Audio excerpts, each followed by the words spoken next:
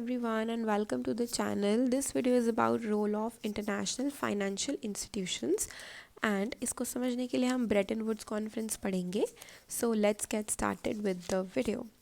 बहुत सारी international organisations होती हैं जो फंड करती हैं और एग्जिस्ट करती हैं नेशंस को फंड मींस उनको फाइनेंशियली हेल्प करना, उनको डिसीजन मेकिंग में हेल्प करना, क्योंकि बिजनेस और ट्रेड के लिए ये बहुत ज़रूरी है. इसलिए तो इंटरनेशनल ऑर्गेनाइजेशन का काम क्या है? फंडिंग करना और रेजिस्ट करना नेशंस को.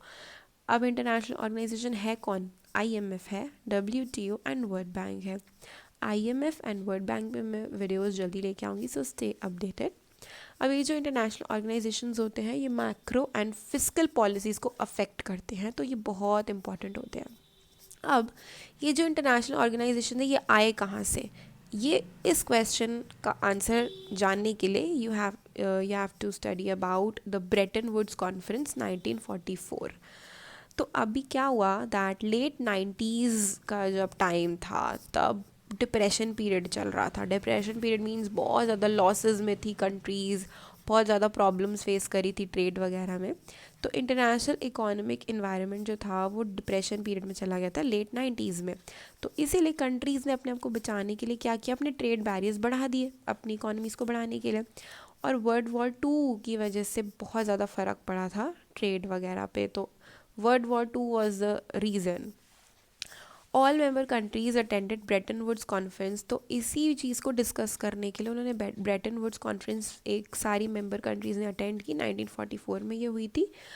उस कॉन्फ्रेंस में डिस्कस किया गया था कि क्या दिक्कत है इकोनॉमी में, क्या प्रॉब्लम आ रही है, उसके सॉल्यूशंस क्या हैं. तो उससे रिज़ल्ट निकला कि हम कुछ इंटरनेशनल ऑर्गेनाइजेशन बनाएंगे और वही फिर देखेंगे कि कंट्रीज़ में पीस कैसे बना रहे, ट्रेड कैसे हो, स्मूथ फंक्शनिंग कैसे बनी रहे.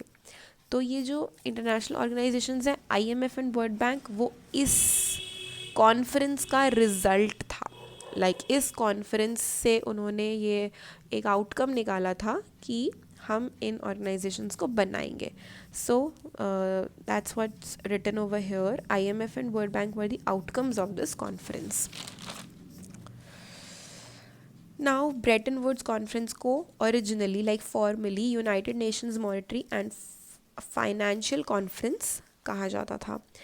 इट वॉज गैदरिंग 730 डेलीगेट्स थे, उसमें 44 आइल्ड नेशंस थे. और ये गैदरिंग कहाँ हुई थी? ब्रेटन वुड्स में हुई थी, न्यू हैम्पशायर में. दिस इज़ इसको बोलते हैं हैम्पशायर, US में ये हुआ था. अब ये जो गैदरिंग थी ये क्यों हुई थी? To regulate international monetary and financial order after. अब जो वर्ल्ड वॉर 2 हुआ था उसके वजह से जो भी दिक्कतें आई उसको अब ठीक तो करना ही है, तो इसलिए ये गैदरिंग हुई थी. कॉन्फ्रेंस हुई थी जुलाई 1 to 22 1944 में चली थी ये. अग्रीमेंट जो भी बना था ब्रेटन वुड्स सिस्टम का, जो अग्रीमेंट भी तो बनाया होगा उन्होंने, एक प्रूफ है कि हाँ ये कॉन्फ्रेंस हुई थी, उसमें ये डिस्कशंस हुए थे. तो उस अग्रीमेंट में international bank for reconstruction and development बनाया गया था. IBRD है ये, और ये वर्ल्ड बैंक का पार्ट है अभी. And IMF which is international monetary fund. So ये हैं जो आपके इंटरनेशनल ऑर्गेनाइजेशन सेटअप किए गए थे. और इस पूरे सिस्टम को फिर कहा गया था ब्रेटन वुड्स सिस्टम. और ये क्यों बना? ये सिस्टम का क्या काम क्या था? कमर्शियल एंड फाइनेंशियल रिलेशंस को मेंटेन करके रखना.